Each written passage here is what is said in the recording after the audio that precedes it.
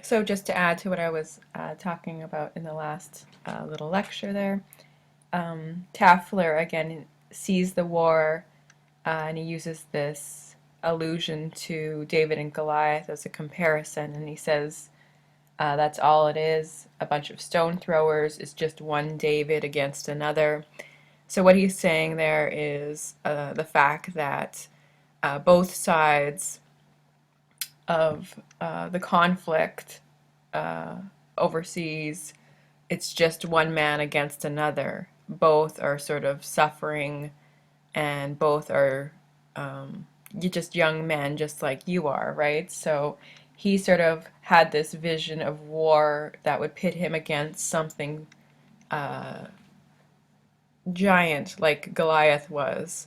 But really, it's just one man against another, and he was looking for more of a challenge and something that he could overcome that was, that felt sort of significant. Here he's just, shooting at another young man just like he is. So it doesn't feel as, there's not the sense of glory that he was expecting, or it doesn't meet his expectations that he initially had when he thought he was going to war. And there's not this enemy, this it wasn't like World War II where you had this dictator who was, the representation of all evil, as we saw in Maus, where the Nazis were sort of this overarching enemy and this presence that was everywhere and pervasive, and they represented everything you were against. In World War I, it was a lot more of a sort of gray area in regards to the enemy and then the heroes, right? So that line is kind of being blurred, and it was just one man against another. So it just really seemed, or it sort of failed to meet Taffler's expectations of what he wanted out of a war. And he sees it again using this representation of David and Goliath as an experience of, or his reflection of what it was like. And then with Taffler, we also, Robert finds his role model.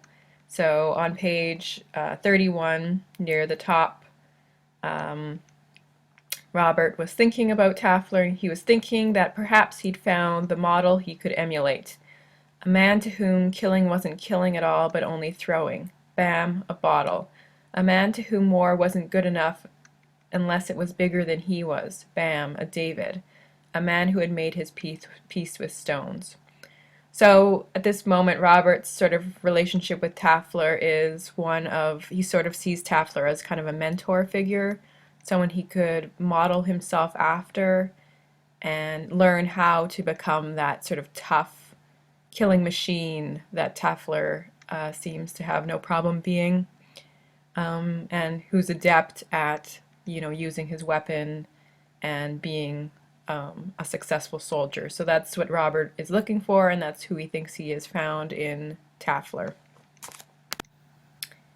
So we can also finish talking about part one by addressing what happens to Robert at the Lousetown whorehouse. And this is a part of the novel that, again, probably was the most controversial aspect of it. The depiction of sex and violence in the novel are often sort of confused, or the lines between sex and violence are blurred. There's also depictions of homosexuality.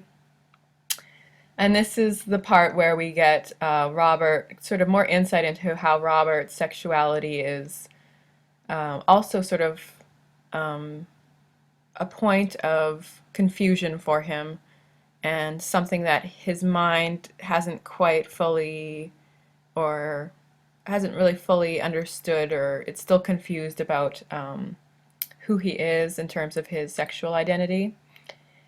So he is sort of coerced, pressured into going to Lousetown, which was a small hamlet outside of Lethbridge, and here there was a brothel that they call the Wet Goods,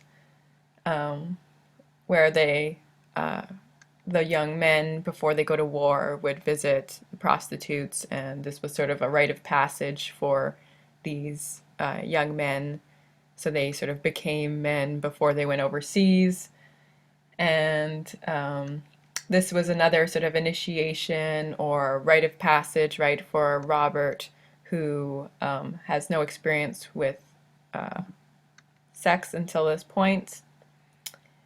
And he describes it as an act of coercion. So he feels pressured against his better judgment into going to the brothel. At the bottom of page 32, it's evident that he is kind of pressured, and it's part of his idea of conforming to gender norms. That's why he's going. So Robert had to be coerced into going against his better judgment, but the coercion was simple. He was shamed into going. If you didn't go, you were peculiar. It was that simple. The barracks and the boarding school leaves little room for the individual when it comes to sex. Either you do or you don't, and if you don't, you face a kind of censure most men would rather avoid. As for it being against his better judgment, Robert was certain he would fail. So amongst the men that Robert is, again, friends with at this point, they're his peers, the other soldiers. It's just expected that you would go to the brothel, and they would, it's just sort of a rite of passage that they were all going to do together. So it was kind of something that Robert felt he couldn't not do at the same time, right? So there's this kind of peer pressure or sense of coercion that if you didn't go, you were labeled as peculiar, you were maybe ostracized, or you would face censure of some kind. So they would label you as the peculiar guy and exclude you. So in order to fit in amongst your peers, you had to go along with this plan. And even though Robert thought he knew he was going to fail, so he has expectations of not enjoying this experience, he still goes because this is what he's expected to do in regards to his sexual or gender identity as a man. So there is what we would call sort of a homosocial. It's different than, it's sort of more about peer relationships between same-sex members. So homosocial is another good term you could use to talk about gender conformity. But relationships between men and other men, and the pressures that are sort of shown in regards to policing another man's performance of their gender is really evident in this scene where Robert feels tremendous pressure to conform. Otherwise, there are ramifications if you're not fitting in, right? So at this time, so it's 1914, around there, there was no or there was still stigmas against sort of being LGBT, so you couldn't really come out if you were a homosexual male. It would be, a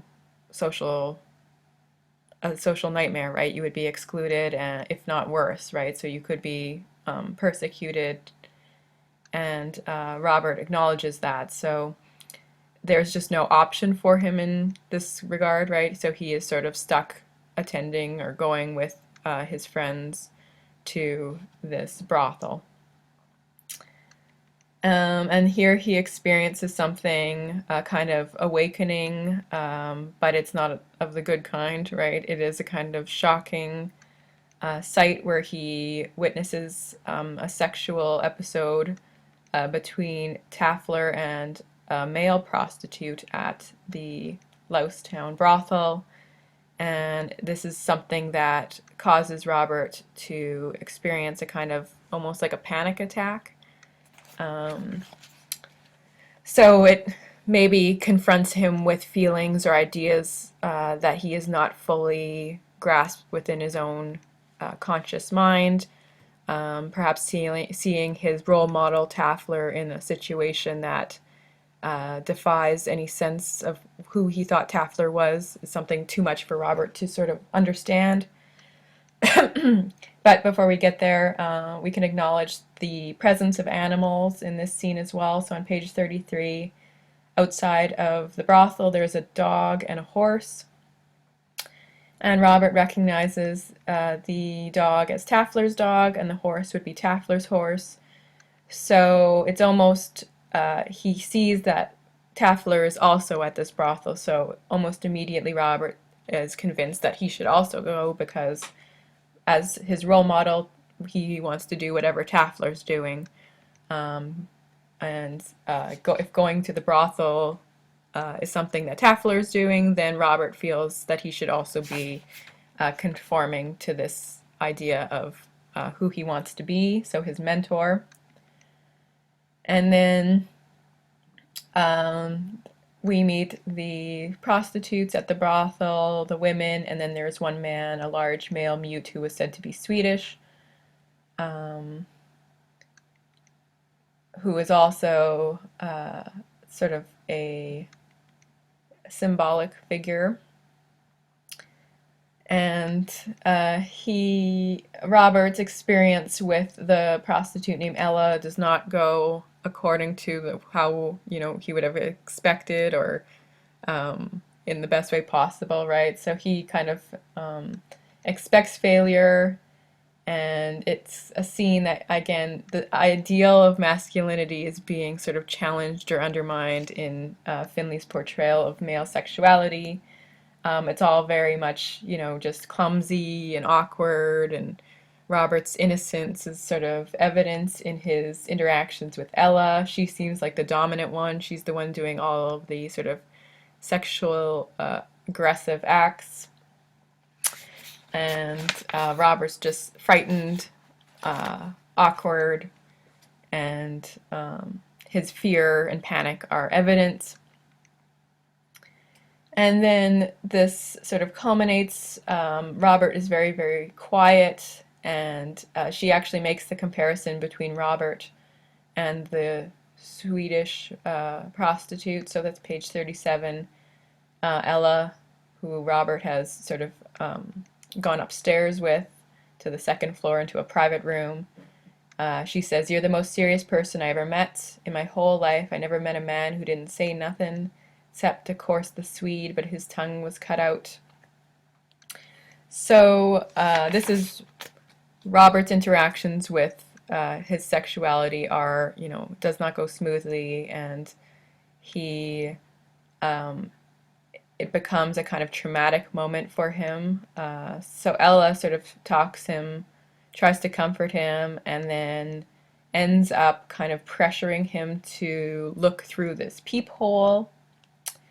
And she's holding the back of his neck and pushing him forward. So it's very sort of a sense of forced witnessing. So she's sort of forcing him. She's taking the dominant position.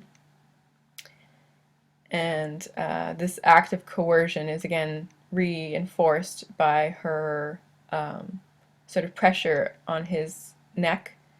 So Ella's hand remained on the back of his neck, so he couldn't step aside even if he wanted to.